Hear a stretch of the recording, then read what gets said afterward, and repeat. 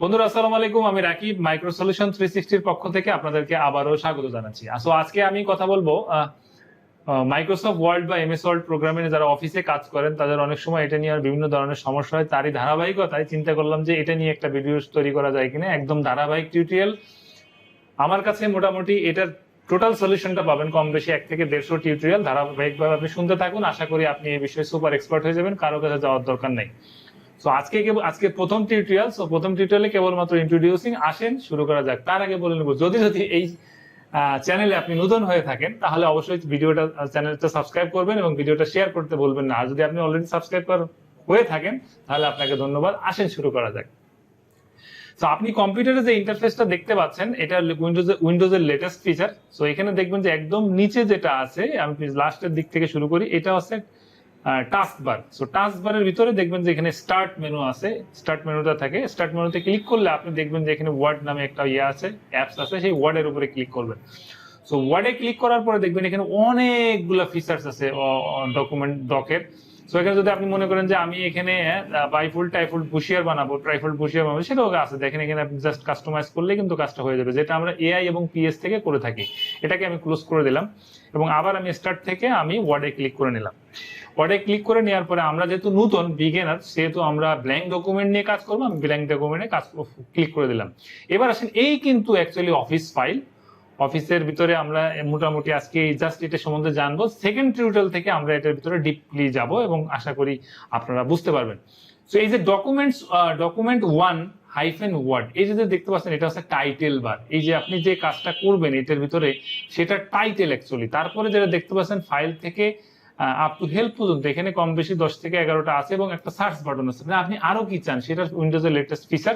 So এটা actually menu bar. এরপরে দেখেন এই যে আমি মাউসটা রেখেছি, এটা হচ্ছে স্ট্যান্ডার্ড টুলবার এবং এরপরে হাতের ডাইনে যেটা দেখতে পাচ্ছেন মাউস, এটা হচ্ছে ফরম্যাটিং টুলবার। এরপরে বন্ধুরা দেখেন এই যে মাউস দিয়ে আমি পোস্টটাকে উপরে এবং নিচে নিচ্ছি, এটাকে যে উপরে নিচে যাচ্ছে এটাকে বলে ভার্টিক্যাল স্ক্রল বার। এবং এর নিচে যে আপনি দেখেন ডাইনে বামে যাচ্ছে পেজটা, এটাকে বলে হরিজন্টাল স্ক্রল বার। আমি এটাকে একটু ছোট করে নিলাম এবং যে মাউসটা দিয়ে ছোট এবং বড় করছি মাইনাস এবং প্লাস, এটাকে বলে জুম ইন জুম আউট।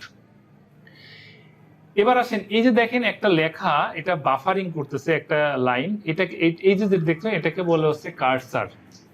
এবং এই কার্সারের পাশে আমি যদি কিছু লিখি, এই যে লিখলাম, এই যে এরিয়াটা অ্যাকচুয়ালি এটাকে বলে ওয়ার্কিং এরিয়া। এবার আসেন, আমরা যখন কোনো লেখা লিখলাম, এটাকে তো আমরা কোনো জায়গায় সংরক্ষণ করব। সো সংরক্ষণ করার জন্য আমাদের যেটা করতে হবে সেটা হচ্ছে আমরা ফাইলে যাব। সো ফাইলে যাওয়ার পরে দেখেন এখানে দুইটা অপশন আছে, এটা হচ্ছে সেভ আর এটা হচ্ছে সেভ আস। সো আমরা প্রথমে যে কাজটা করবো এটা হচ্ছে সেভ আস করবো। সেভ আস করলাম। সেভ আস করার পরে আমাদের কিন্তু কম্পিউটার জিজ্ঞাসা করবে বা রিমেইন করবে যে তুমি কি করতে চাচ্ছ, এবং ফিচার গুলো সামনে আসবে। সো এখানে দেখেন অলরেডি এখানে অনেকগুলা আছে, রিসেন্ট আছে, ড্রাইভে আছে, কোথায় আপনি সেভ করতে চাচ্ছেন সেটা দেখাবে। সো আমি এখানে দিস পিসি সিলেক্ট করে নিলাম এবং দিস পিসি সিলেক্ট করে নেওয়ার পরে আমি আপনাদের একটা কথা বলবো, আপনারা কোনো ডাটা কোনোভাবে সিতে রাখবেন না, কারণ সিতে আমাদের উইন্ডোজটা থাকে, উইন্ডোজের অ্যাপস গুলা থাকে, ফাইল গুলা থাকে। সো উইন্ডোজ ক্র্যাশ হলে সব কিছু চলে যাবে। সো আমরা অন্য একটা ড্রাইভে নিয়ে নিলাম। ড্রাইভে সেভ করার পর আমরা একটা ডকুমেন্টস, আমরা নতুন একটা ফোল্ডার ওপেন করে নিব। ফোল্ডার ওপেন করে নিয়ে সাপোজ এটা আমি লিখলাম ডক 1 বা ডকুমেন্ট 1। এটাকে আমরা এটা ওপেন করে নিব। ওপেন করার পরে দেখেন আমি প্রথমে বলেছিলাম যে এটা একটা টাইটেল, প্রথমে যেটা থাকে সেটাকে টাইটেল বলে। সেই টাইটেল দেখেন আমি যা লিখছি সেটা অটোমেটিক্যালি এখানে যে চলে আসছে, কারণ টাইটেলে কিছু ছিল না, ফাইল নেম। সো এখানে কিন্তু আমরা একটা ফাইল নেম দিয়ে দিব। সো ফাইল নেম দিয়ে দিলাম যে technical offer, TECHNICL, technical offer. এই ফাইলটার এটা নাম দিয়ে দিলাম। সো নাম দিয়ে আমরা কি করব, এখানে দেখেন নিচে একটা অপশন আছে, এটা কিন্তু অনেকগুলা ফাইল। এই ফাইলটা কোন আকারে সেভ করব সেটা সেই অনুযায়ী এখানে কিন্তু আছে, সেটা আমরা ওইটা একটু পরে যাব। এরপর আমরা সেভ দিয়ে দিব। সেভ দেওয়ার পরে প্রথমে কিন্তু আমরা করব সেভ আস। পরবর্তীতে কিন্তু আমাদের এভাবে করে আর যাওয়ার দরকার নেই, পরবর্তী কিন্তু আমরা জাস্ট সেভ করব। যেমন ধরেন আমি এরপর আমি আরো কিছু লিখলাম, এখন কিন্তু এটা সেভ হয় নাই। তার মানে আমি এখানে সংক্ষেপে যেটা করতে পারি, কিবোর্ড থেকে কন্ট্রোল চেপে ধরে এস চাপ দিব, তাহলে সেভ হয়ে যাবে। অথবা আপনি ফাইলে যে সেভ দিয়ে দেবো, সেভ হয়ে গেছে। এবং সর্বশেষ একটা জিনিস দেখেন, এই যে নিচে পেজ, সেকশন, পেজ 1 2, এই যে এটা দেখতে পাচ্ছেন এটা হচ্ছে স্ট্যাটাস বার। মানে এই যে আমি লিখলাম এখানে কি কি আছে সেটা দেখেন, এখানে ক্যাপস লকটা অন হয়ে আছে। আমি যদি অফ করে দিই দেখবেন যে ইনসার্ট হয়ে গেছে। আবার যদি অন করি তাহলে এটা অন হয়ে গেছে। তার মানে এখানে সবকিছু স্ট্যাটাসটা নিচে দেখাবে, এই ছিল অপশন। সো বন্ধুরা, আশা করি এই ইন্ট্রোডিউসিংটা আপনাদের কাছে ভালো লেগেছে।